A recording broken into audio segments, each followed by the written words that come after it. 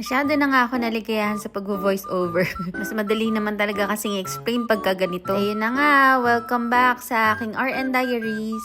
And now endorsing Food Ribs at Riyadh, Saudi Arabia. Share ko lang. Habang nagmo-moment ako dyan sa video, yan yung time na birthday ng best friend ko. Yan, si Shane. Background history lang.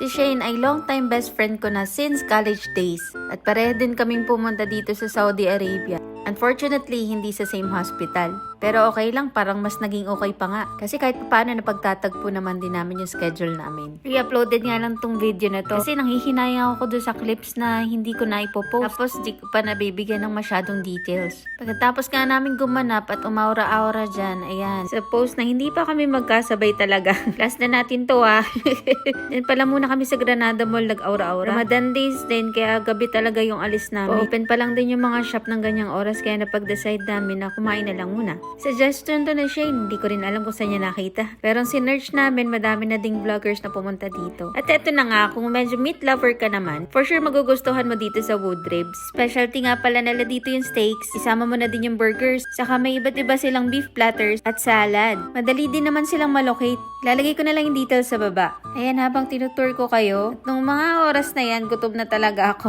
At habang nag-iisip si Shane ng kakainin namin, inikot ko na lang din yung lugar, sayang Kasi naman kami lang yung tao ng time na yan. Pero hindi pa kaya ito na-discover ng mga taga-Riyadh. Kasi sa totoo lang talaga, nag-enjoy ako sa pagkain dyan, saka ang aliwalas kasi ng lugar. Yung decoration kasi sa layout ng lugar, sobrang on point. Yeah, for the on point, go, go, go. Ayun nga, tingnan mo naman yung video ko. Ang ganda naman din talaga, diba? Kung ano man mga pinagsasasabi ko dito, pasensya na. Siyempre, kailangan meron din akong pakeme dyan. Yan, for the mirror selfie. Napakayabang mo naman, auntie. Pagimbal-gimbal ka pa talaga Vloggerist yan. At going back nga tayo dun sa topic. Masasabi mo talaga yung lugar na to ay well-designed. At pinag-isipan din talaga ng may-ari. Habang ina-appreciate ko yung lugar dyan, na tinatawag na nga ako nito ni Shane. Bumaba na daw ako. Yes, madam. Aywa. Coming na. I bet itong paapoy-apoy effect nila. Pero mas bet ko talagang nagbabayad. Charing! Libre! Happy birthday, Thunder! Mabuhay ka at gusto mo! Itinuturo na nga niya itaas at numakit na nga kami. Pagpasensyahan nyo na yan, dala lang ng gutom.